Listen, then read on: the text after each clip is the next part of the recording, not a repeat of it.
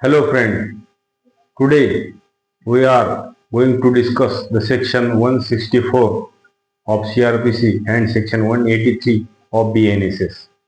जे पूर्वीच्या कायद्यामधलं जे 164 स्टेटमेंट आहे, ज्याच्याबद्दल आपण बऱ्याचदा ऐकत असतो की एखाद्या कोर्टामध्ये 164 स्टेटमेंट चालू आहे, घेणं चालू आहे. म्हणजे काय असते? The recording of the confession and statement by magistrate. जेव्हा एखादा पोलीस स्टेशनमध्ये FIR लॉन्च होतो, ज्यावेळेस एखादा फर्स्ट इन्फॉर्मेशन रिपोर्ट घेतल्यानंतर पोलीस इन्व्हेस्टिगेशन चालू करतात. ते इन्व्हेस्टिगेशन करत असताना एखाद्या कंप्लेनंटनं जर म्हटलं किंवा एखाद्या विटनेसनं म्हटलं की आमचं जे स्टेटमेंट आहे ते मॅजिस्ट्रेटकडे रेकॉर्ड करा, त्यावेळेस मॅजिस्ट्रेट साहेबांना पॉवर असतात सेक्शन 183 ऑफ BNSS नुसार त्या व्यक्तीचं स्टेटमेंट रेकॉर्ड केल्या जाते, जे पूर्वीच्या क्रिमिनल प्रोसिजर कोडच्या सेक्शन 164 नुसार रेकॉर्ड केल्या जात होतं.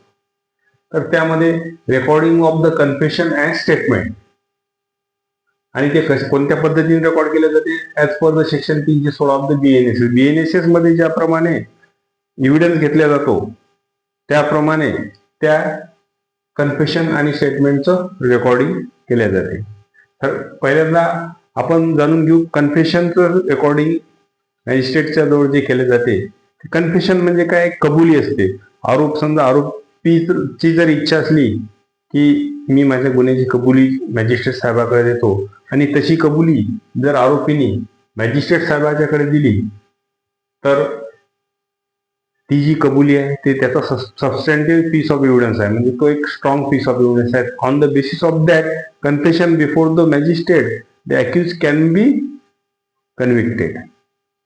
म्हणजे त्याला त्या कन्फेशनला कोरॅबोरेशनची गरज नाही. जसं की सेक्शन जे 161 मध्ये जे पोलिसांकडे दिलेलं जो स्टेटमेंट असते त्याचं कोरॅबोरेशन म्हणजे त्याचं एव्हिडन्स ऍक्टच्या सेक्शन 145 नुसार कोरॅबोरेशन होते, म्हणजे त्याला उलट तपास घेतला जातो. त्याची ट्रुथफुलनेस एक कोर्टात तपासल्या जाते, तोपर्यंत त्याला एव्हिडन्सची व्हॅल्यू होत नाही. पण कन्फेशनच्या बाबतीत तसं नाही. जर कन्फेशन जर मॅजिस्ट्रेटकडे दिलं तर ते एक स्ट्रॉंग पीस ऑफ एव्हिडन्स होते. कन्फेशन एखाद्या ऑफेन्समध्ये any magistrate of the district whether jurisdiction in a case, त्याला ज्युरिडिक्शन असो की नसो, त्या केसमध्ये डिस्ट्रिक्ट मधला बिफोर रेकॉर्डिंग कन्फेशन रेकॉर्ड करण्याच्या पूर्वी तो ज्याचं कन्फेशन मॅजिस्ट्रेट साहेब रेकॉर्ड करतील त्याला सांगतील that he is not bound to make a confession, it may be use as evidence against him. तो काही असं बांधील नाही आहे, त्यानं कन्फेशन दिलंच पाहिजे म्हणून तो बांधील नाही आहे. आणि जर त्यानं ते कन्फेशन दिलं तर it will be use as evidence against him, म्हणजे तो त्याच्या विरुद्ध पुरावा देखील वापरला जातो, अशी मॅजिस्ट्रेट साहेब त्याला माहिती देतील आणि त्याच्याकडून कन्फर्म करून घेतील की तो व्हॉलेंटरी देत आहे. त्याचा जो कबुली जबाब आहे तो व्हॉलेंटरी देत आहे असं मॅजिस्ट्रेट साहेब त्याच्याकडून त्याला सांगतील आणि त्याच्याकडून तसं एक सिग्नेचर त्याची घेतील की he is making the statement confession voluntary. आता कन्फेशनच्या बाबतीत झालं, कन्फेशन जर दिलं ते आरोपी देऊ शकते. आणि जे स्टेटमेंट असतं रेकॉर्डिंग ऑफ द स्टेटमेंट, तर ते स्टेटमेंट जे असतात ते विटनेसेसचे घेतले जातात किंवा कंप्लेंटचे घेतले जातात. साधारणतः आपण पाहतो की पॉक्सोच्या केसमध्ये स्टेटमेंट घेतले जातात व्हिक्टिमचे, आणि त्यामध्ये असं असते की शक्यतो महिला मॅजिस्ट्रेटकडे ते जे स्टेटमेंट असतात ते घेण्यात यावे पॉक्सो केसमधले किंवा इतर जे काही ऑफेन्सेस अगेन्स्ट वुमेन आहेत त्यामध्ये.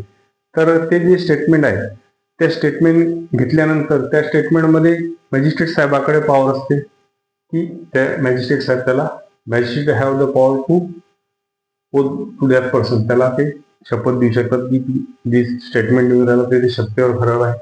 आणि ते अशा recording of a statement recording such manner अशा पद्धतीने घेतल्या जाईल hearing after provided for the recording of the evidence. Recording of the एव्हिडन्सच्या प्रमाणे स्टेटमेंट घेतले जाईल. म्हणजे कदाचित ते क्वेश्चन अँड आन्सर फॉर्म मध्ये घेतलं जाईल, त्याला प्रश्न विचारले जाईल, त्या प्रश्नाचे जे उत्तर तो देईल त्याप्रमाणे ते रेकॉर्ड केलं जाईल. अशा प्रकारचं ते स्टेटमेंट असते. आणि ही जे स्टेटमेंट असते मॅजिस्ट्रेटकडे दिलं एक सबस्टँटिव्ह पीस ऑफ एव्हिडन्स नाही आहे, ही एक कॉरेबेटिव्ह पीस ऑफ एव्हिडन्सच आहे. म्हणजे याच्यानंतर ज्यावेळेस त्या आरोपीला तो जो स्टेटमेंट दिलेला आहे विक्टिमनं किंवा कंप्लेंटनं त्याचा उलट तपास घ्यायची सुद्धा आरोपीला त्यामध्ये परवानगी राहील स्टेटमेंटच्या बाबतीत. आणि कन्फेशनच्या बाबतीत तर कन्फेशन आरोपीने दिल्यानंतर तो सबस्टॅन्टिव्ह पीस ऑफ एव्हिडन्स होईल आणि स्टेटमेंट जे आहे जरी मॅजिस्ट्रेटनं रेकॉर्ड केलं तरी तो कॉरोबेटिव्ह पीस ऑफ एव्हिडन्स होईल. म्हणजे त्याच्यानंतर फर्दर त्याचं क्रॉस एक्झामिनेशन वगैरे आणि त्याचा ट्रुथफुलनेस काय ते कोर्टाच्या समोर ज्यावेळेस ट्रायल चालू होईल त्या ट्रायलमध्ये होईल. आता statement is a corroborative piece of evidence. Statement हा एक कोरोबेटिव्ह पीस ऑफ एव्हिडन्स आहे. Confession is a strong piece of evidence आहे. Confession is a substantive piece of evidence आहे आणि statement is a corroborative piece of evidence आहे. तर मॅजिस्ट्रेटकडे section 183 मध्ये पॉवर आहे. Recording of the confession and statement. Statement record करायची power आहे आणि कन्फेशन रेकॉर्ड करण्याची पॉवर आहे. ते पोलिसांकडे सेक्शन 180 मध्ये BNSSच्या तसे पॉवर नाही आहे. पोलिसांकडे फक्त स्टेटमेंट रेकॉर्ड करण्याचीच पॉवर आहे. हु is acquainted with the fact and circumstances of the case, the police can examine that person. Police can take the statement, but this statement is not so evidentiary value as the statement recorded under 183 of the BNSS. म्हणजे मॅजिस्ट्रेटकडे जे record केलेलं statement असते त्याला एक चांगला म्हणजे पक्का आधार असतो, कारण त्यामध्ये कोणत्याही प्रकारचं धमकावून घेतले नाही किंवा कोणत्याही प्रकारच्या भीतीमध्ये ते स्टेटमेंट रेकॉर्ड केलेलं नाही.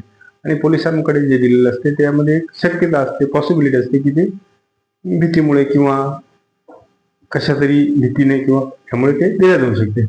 तर हा जो आणि महत्वाचं म्हणजे हा जो यामध्ये सेक्शन 79चं जे भारतीय साक्ष अधिनियमचं जे प्रिझम्पशन आहे ते या सेक्शन 164 स्टेटमेंटला लागणार नाही, कारण हे इन्व्हेस्टिगेशन स्टेजमध्ये हे स्टेटमेंट घेतल्या जाते. आणि त्या जे सेक्शन 79 मध्ये भारतीय साक्ष अधिनियम मध्ये म्हटलेलं आहे ते presumption genius of the presumption of the court record. तर ते जे ट्रायल मध्ये असताना ज्यावेळेस जे काही रेकॉर्ड पुरावे घेतले जातात ते पुरावे त्याला प्रिझम्पशन असते. सेक्शन 79चं म्हणजे भारतीय साक्ष अधिनियमच्या किंवा एव्हिडन्स ऍक्टच्या सेक्शन 80चं जे प्रिझम्पशन असते ते सेक्शन 164 लागू होणार नाही, कारण 164चं जे स्टेटमेंट आहे हे इन्व्हेस्टिगेशन मध्ये घेतलेलं असते. आणि सेक्शन 80च्या म्हणण्यानुसार जर पाहिलं तर ते ट्रायल मध्ये ज्यावेळेस कोर्ट एव्हिडन्स रेकॉर्ड करते ते त्याप्रमाणे ट्रायल मधलं असल्यामुळे त्याला सेक्शन 79चं प्रिझम्पशन भारतीय साक्ष अधिनियमचं लागू होत नाही. तर हा एक जी कन्सेप्ट आहे कन्फेशनची ही आपण समजून घेतली. Confession before the magistrate and statement, recording of the statement and confession. तर हा एक महत्वाचा फरक आहे. म्हणजे यामध्ये मॅजिस्ट्रेटला पॉवर आहे कन्फेशन रेकॉर्ड करून घ्यायचे म्हणजे कबुली जबाब रेकॉर्ड करून घ्यायचे आणि स्टेटमेंट रेकॉर्ड करून घ्यायचे. हा जो महत्वाचा फरक आहे पोलिसांकडे दिलेलं स्टेटमेंट आणि मॅजिस्ट्रेटकडे असलेली recording of the statement and confession power, ह्या आपण या व्हिडिओच्या माध्यमातून जाणून घेतला. त्यानंतर पुन्हा भेटू अशाच एखाद्या नवीन व्हिडिओमध्ये. तोपर्यंत गुड डे आणि गुड बाय.